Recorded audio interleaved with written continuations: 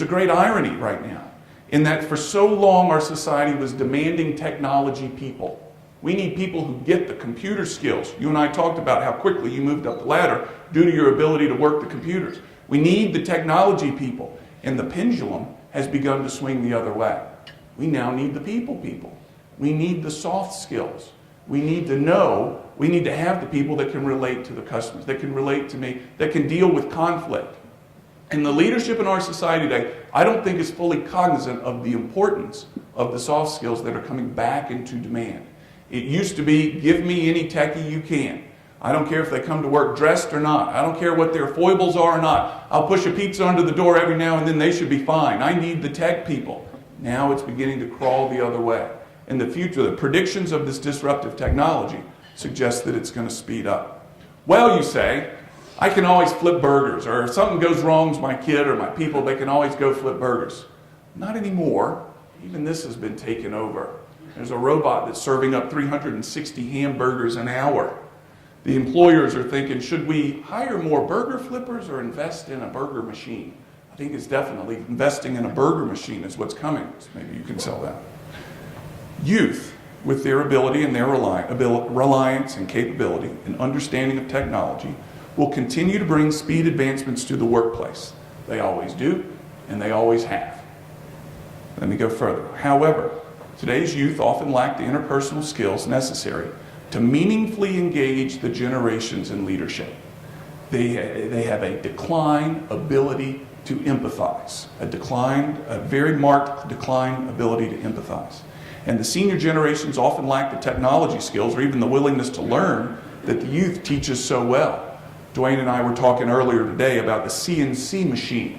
He says the baby boomers come down and are afraid to touch it. It might smoke or burst into flames or something like that. The older employees are afraid to touch it, while the youth come in and they've logged on and they're checking their email, they're doing all sorts of crazy things with it. But the youth at the same time don't know how to put a panel through the machine. You hand them a broom and they try to use it upside down. They just don't have the same abilities or the same, the apprentice to master model is completely inverted.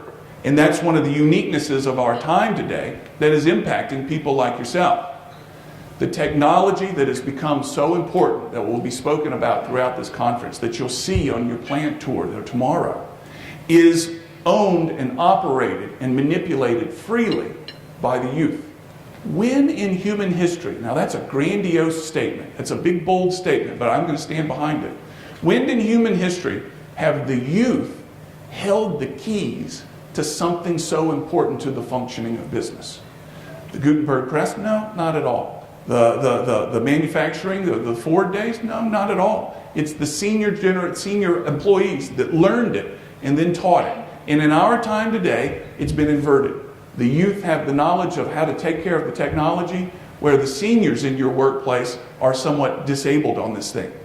And we've got this great need for the sharing of one to the other. The seniors have the ability to empathize and communicate and relate to the customers, etc., and the juniors have the great ability around the technology. The challenge, though, is this. In our time, we've also seen the ability to empathize decline dramatically. Why? When you're born and raised and you communicate an extraordinary amount of time with your thumbs, you know what I'm talking about? Get your message across with your thumbs.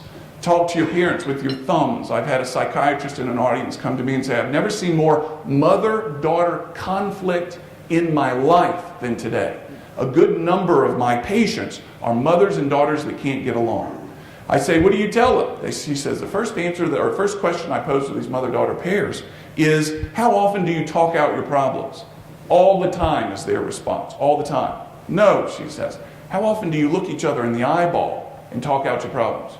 We've never done it. We've never done it. It's all through the thumbs. What we are seeing, again, is a tremendous lack of the ability to empathize. How important is empathy in customer relationships? How important is empathy in working with teams and leading teams? Extraordinarily important. And these are the things that are lost in our time when we'll get into this in a little bit, but when we over-organize, when we over-chaperone. Here's a little of the data behind this. Dwayne assured me there would be data-hungry people in the room, so I throw this data per se. So what do I do, you say? What does my tomorrow need to look like? Today's best leaders have two things in common. They have many things in common, but these two relate to one another. One, you say, you want more for your people than they want for themselves. You see what they can be, not what they are today, and you talk to them this way. Here's where you can be. Here's what I see out of you. Here's what this team can be. Here's what this department can be. You see their future for them. And this is almost the antithesis of the way the baby boomers entered the workplace. They were taught to keep their head low, not make any noise. If the boss noticed them, enjoy that moment because it probably won't happen again for a little while. The boss says, we have a 15-year probationary period here. Good luck. I hope to learn your name in that time, or something like that. And today, they're looking for the leaders of their workplace to say, I see who you are today, and I see who you can be, and I want you to be this person. As a result, the work ethic, the loyalty. Does this sound a little bit like a fathering comment? Yeah, it does. 2, I want your behavior to be perfectly predictable. This is me talking to you. I want your behavior to be perfectly predictable. I want no good days, no bad days, no on days or no off days. Consistency, day in and day out. They need to know who to expect. These types of leaders tend to generate active followers, disciples, if you will. Another one. Progress is often focused on making things easier, and some of what has been lost are the defining struggles of childhood. This is what we see in our society. These are the struggles. Boredom on a summer day. I bet everybody in this room knows how to relate to these things. Conflict management, how to get along with your peers. Finding a summer job or learning to communicate well. Don't expect the junior generations to have the same experience and wisdom you did at the same age. There will be gaps. Accept this. There is no alternative to it.